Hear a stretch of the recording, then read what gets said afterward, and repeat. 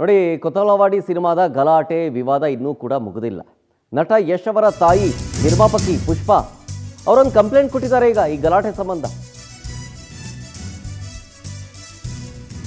ಯಾರ ವಿರುದ್ಧ ದೂರು ಅಂತಂದ್ರೆ ಈ ಸಿನಿಮಾದ PRO ಹರೀಶ್ ಅರಸು ಸೇರಿದಂತೆ 5 ವಿರುದ್ಧ FIR ಆಗಿದೆ. ಸಿನಿಮಾ ಪ್ರಮೋಟ್ ಮಾಡೋದಕ್ಕೆ ಹಣ ಪಡೆದು ಮೋಸ ಮಾಡಿದ್ದಾರೆ ಅಂತ ಆರೋಪ ಮಾಡ್ತಾ ಇರೋದವರು ಪುಷ್ಪಾ ಅವರು. ಅಂದ್ರೆ ಪ್ರಮೋಷನ್ ಮಾಡ್ತೀವಿ ಅಂತ ದುಡ್ಡಿಸ್ಕೊಂಡು ಡಿಪ್ರಮೋಟ್ ಮಾಡಿದ್ದಾರೆ ಅಂತ ಆರೋಪ ಮಾಡ್ತಾ ಇದ್ದಾರೆ. ಈ ಸಂಬಂಧ ಹೈಗ್ರೌಂಡ್ ಪೊಲೀಸ್ ಠಾಣೆಯಲ್ಲಿ ಕೇಸ್ ಕೂಡ ದಾಖಲಾಗಿದೆ. PRO ಅವ್ರ ಟೀಮಲ್ಲಿ ಇದ್ದವರು ಯಾರ್ಯಾರು ಪ್ರಮೋಟ್ ಮಾಡ್ತೀವಿ ಅಂತ ದುಡ್ಡಿಸ್ಕೊಂಡಿದ್ದಾರೋ ಅವರು ನನಗೆ ಮೋಸ ಮಾಡಿದ್ದಾರೆ ಅಂತ ಪುಷ್ಪಾ ಅವರು ಸ್ಟೇಷನ್ ಮೆಟ್ಲೆ ಹಿಡಿದ್ದಾರೆ. ಒಂದಿಲ್ಲೊಂದು ವಿವಾದಗಳು ಸೃಷ್ಟಿಯಾಗ್ತಾ ಇದೆ ಈ ಕೊತಲವಾಡಿ ಸಿನಿಮಾದ ಸುತ್ತ.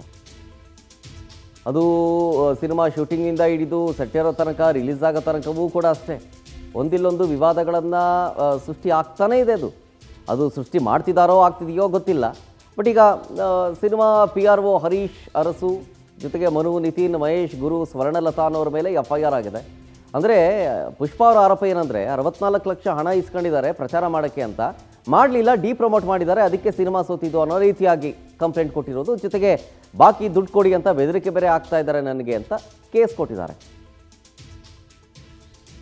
ಓಕೆ, ಇನ್ನಷ್ಟು ಮಾಹಿತಿ ಪಡ್ಕೊಳ್ತೀನಿ ನಮ್ಮ ಪ್ರತಿನಿಧಿ ವೆಂಕಟೇಶ್ ಹತ್ರ. ವೆಂಕಟೇಶ್, ಸಿನಿಮಾ ಶೂಟಿಂಗ್ ಶುರುವಾಗಿನಿಂದ, ಸೆಟ್ಟೇರಿದಾಗಿನಿಂದ ರಿಲೀಸ್ ಆಗೋ ತನಕವೂ ಕೂಡ ಒಂದಿಲ್ಲೊಂದು ವಿವಾದವನ್ನು ಈ ಕೊತಲವಾಡಿ ಸಿನಿಮಾ ಸೃಷ್ಟಿ ಮಾಡಿದೆಯೋ ಅಥವಾ ಸೃಷ್ಟಿ ಮಾಡಿದ್ದಾರೋ ಅದು ಸೆಕೆಂಡ್ರಿ, ಗೊತ್ತಿಲ್ಲ. ಬಟ್ ಈಗ ಸ್ಟೇಷನ್ ಮೆಟ್ಲೇರಿರೋದು PRO ಸೇರಿದಂತೆ 1 ಜನದ ವಿರುದ್ಧ. ಏನು ಆರೋಪ ಮಾಡ್ತಿರೋದವರು? ಅದಕ್ಕೆ ಸಾಕ್ಷಿ ಇದೆಯಾ?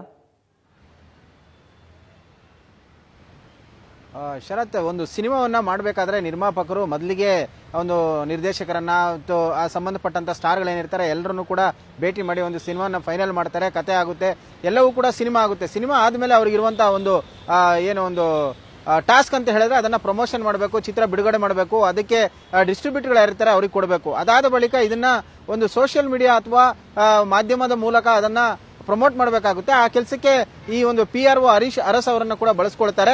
ಅವರೇ ಹೋಗಿ ಸ್ವತಃ ಏನು ಒಂದು ಅರುಣ ಕುಮಾರ್ ಏನಿದ್ದಾರೆ ಇವರು ಯಶ್ ಅವರ ತಾಯಿ, ಸೊ ಅವ್ರನ್ನ ಮೀಟ್ ಮಾಡ್ತಾರೆ. ಆ ಮೀಟ್ ಮಾಡಿದಂತ ಸಂದರ್ಭದಲ್ಲಿ 64 ಲಕ್ಷ ರೂಪಾಯಿಗೆ ಸಿನಿಮಾವನ್ನ ಪ್ರಮೋಷನ್ ಮಾಡ್ತೀವಿ ಅಂತ ಹೇಳಿ ಅವ್ರ ಹತ್ರ ಅಡ್ವಾನ್ಸ್ ಅನ್ನ ತೆಗೆದುಕೊಳ್ತಾರೆ. ತೆಗೆದುಕೊಂಡ ನಂತರ ಸಿನಿಮಾ ಬಿಡುಗಡೆ ಆಗುತ್ತೆ.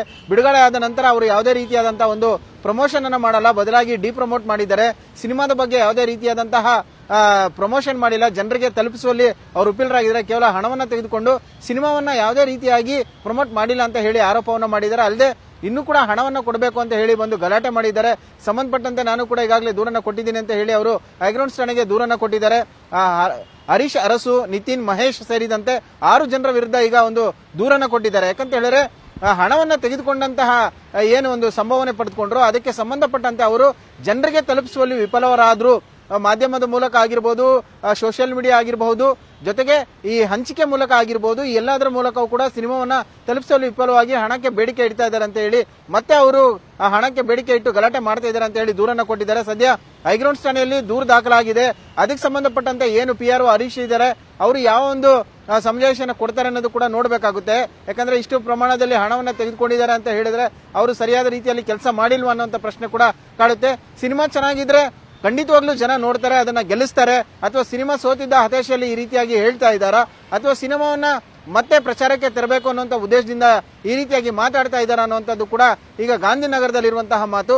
ಸದ್ಯ ಹೈಗ್ರೌಂಡ್ಸ್ ಠಾಣೆಯಲ್ಲಿ ಪ್ರಕರಣ ದಾಖಲಾಗಿದೆ. ತನಿಖೆಯನ್ನ ಯಾವ ರೀತಿಯಾಗಿ ಕೈಗೊಳ್ತಾರೆ, ನೋಟಿಸ್ ಅನ್ನ ಕೊಟ್ಟು ಆರೋಪಿಗಳೇನಿದ್ದಾರೆ ಅವರ ಹೇಳಿಕೆಗಳನ್ನ ಕೂಡ ದಾಖಲಿಸಿಕೊಳ್ತಾರೆ ಅಂತ ನೋಡಬೇಕಾಗಿರುವಂತಹದ್ದು. ಶರತ್, ಓಕೆ, ಥ್ಯಾಂಕ್ ಯು ವೆಂಕಟೇಶ್ ಡೀಟೇಲ್ಸ್ಗಾಗಿ.